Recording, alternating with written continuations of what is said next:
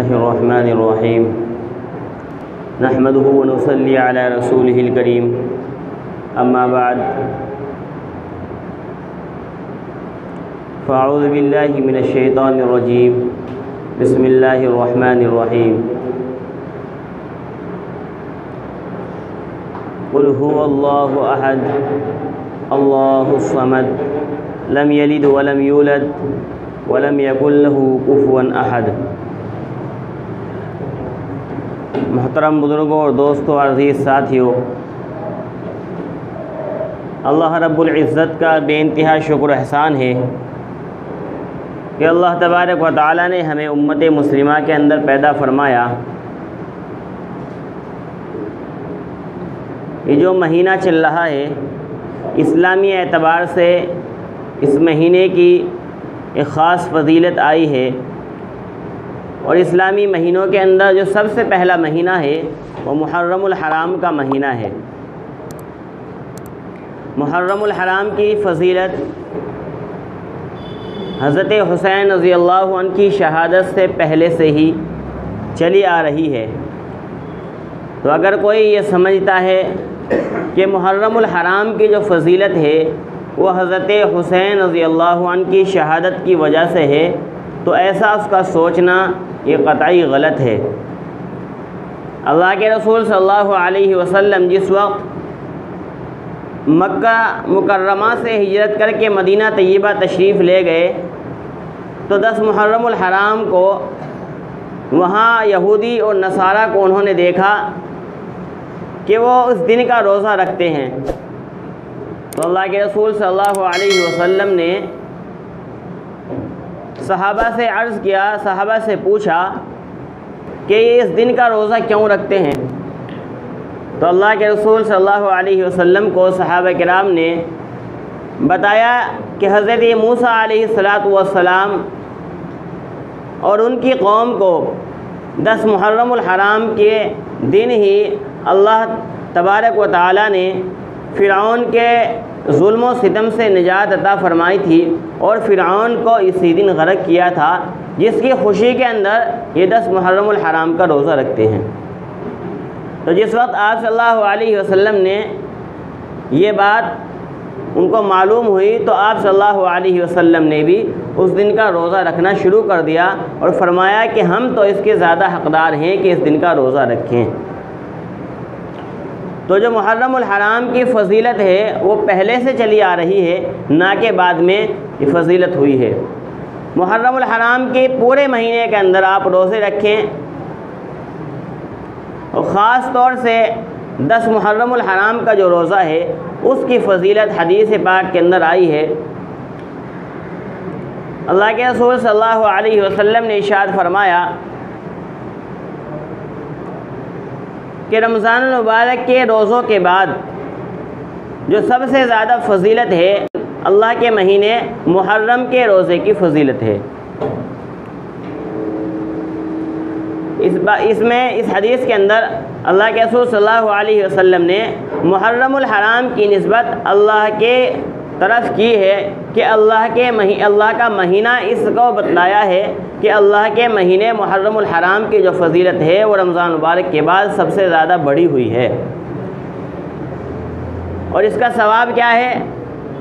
اللہ کے رسول صلی اللہ علیہ وسلم نے ارشاد فرمایا کہ 10 محرم الحرام کے روزے رکھنے کی وجہ سے اللہ تبارک و تعالیٰ پچھلے ایک سال کے گناہوں کو معاف فرما دیتے ہیں، پچھلے ایک سال کے گناہوں کا کفارہ ہو جاتا ہے۔ لیکن اس کی فضیلت یہ پہلے سے مسلم چلی آ رہی ہے۔ اس کو یہ سمجھنا کہ حضرت حسین رضی اللہ عنہ کی شہادت کی وجہ سے اس کی فضیلت ہو گئی، تو یہ ایسا کرنا غلط ہے۔ ایسے ہی کچھ چیزیں ہیں جو اس مہینوں کے اندر بہت سارے لوگ کرتے ہیں، اور بہت ساری چیزیں ایسی ہیں جو ان مہینوں کے اندر لوگ کرنے کو غلط سمجھتے ہیں۔ مثلاً اس مہینے کے اندر بہت سارے حضرات شیعہ لوگ جو ہوتے ہیں ان کی دیکھا دیکھی کالے کپڑے پہننے شروع کر دیتے ہیں۔ اس مہینے میں یا جو ہے محرم الحرام کے دن میں کالے کپڑے پہننا یہ ناجائز ہے، یہ درست نہیں ہے۔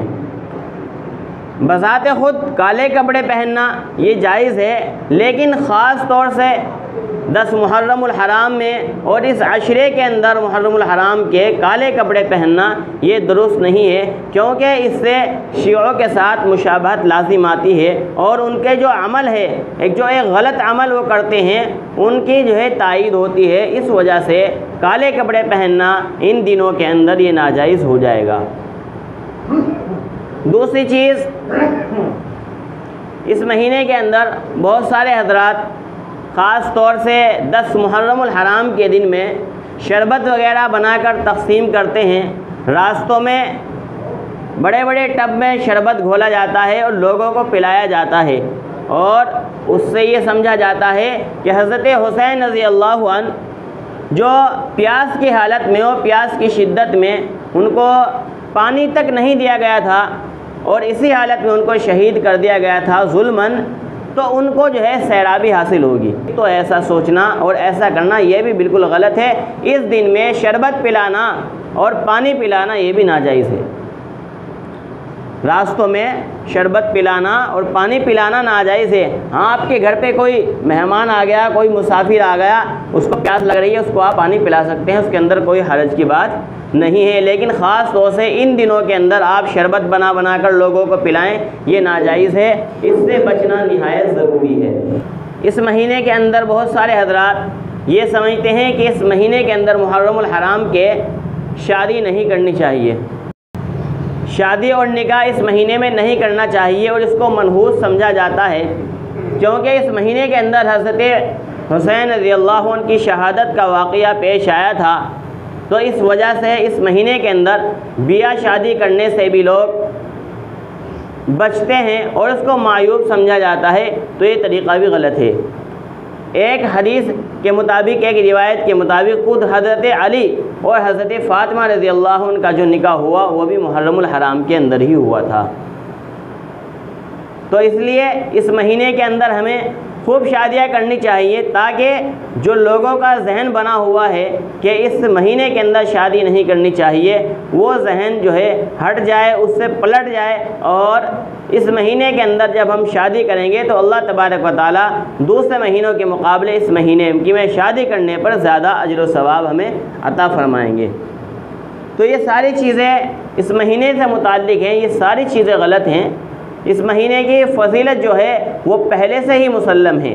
زمانہ جاہلیت میں اسلام کے آنے سے پہلے 4 مہینوں کو فضیلت حاصل تھی۔ 4 مہینوں کو لوگ جو قریش تھے اور جو زمانہ جاہلیت میں کافر لوگ تھے، وہ 4 مہینے کی پہلے سے عظمت اور بڑائی کو جو ہے اپنے دل کے اندر سموئے ہوئے تھے، اور ان کی عزت اور احترام کیا کرتے تھے۔ ان 4 مہینوں میں سے ایک مہینہ محرم الحرام کا ہے۔ ذی قعدہ، ذی الحجہ، محرم الحرام اور رجب المرجب کا مہینہ، یہ 4 مہینے ایسے تھے کہ ان مہینوں کے اندر جو جہلائے عرب تھے، جو ہر وقت لڑائی اور دنگوں کے اندر جو ہے مشغول رہتے تھے، کئی سال تک ذرا سی باتوں پر ان کی لڑائیاں جو ہے چلتی رہتی تھی، اور پورے سال ان کی لڑائیاں چلتی رہتی تھی، لیکن جب یہ 4 مہینے آتے تھے تو ان 4 مہینوں میں وہ اپنی لڑائیوں کو روک دیتے تھے، اور ان 4 مہینوں کی عظمت اور ان کی بڑائی جو ہے ان کے دل کے اندر موجود تھی، جس کی وجہ سے وہ ان 4 مہینے میں اپنی لڑائیوں کو روک دیا کرتے تھے کہ یہ 4 مہینے اللہ کے مہینے ہیں، عزت اور محترم والے مہینے ہیں، حرمت والے مہینے ہیں۔ ان کو وہ حرمت والے مہینے کہتے تھے کہ ان مہینوں کے اندر لڑائی جھگڑا کرنا یہ حرام ہے۔ تو ان کی فضیلت پہلے سے مسلم ہے۔ خاص ان کی کوئی فضیلت حضرت حسین رضی اللہ عنہ کی شہادت کی وجہ سے نہیں ہوئی، بلکہ حضرت حسین رضی اللہ عنہ کی جو شہادت اس مہینے کے اندر ہوئی ہے، یہ کوئی منحوس واقعہ نہیں ہے، بلکہ شہادت کا جو مرتبہ ہے وہ بہت بڑا مرتبہ ہے۔ شہادت کا مرتبہ وہ بہت بڑا مرتبہ ہے۔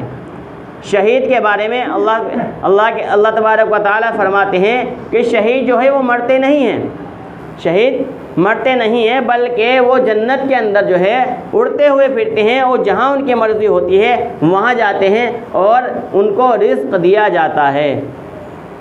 ان کو کیا دیا جاتا ہے؟ رزق دیا جاتا ہے۔ تو اس لیے اس واقعے پر غم منانا اور افسوس کرنا یہ جو ہے درست نہیں ہے۔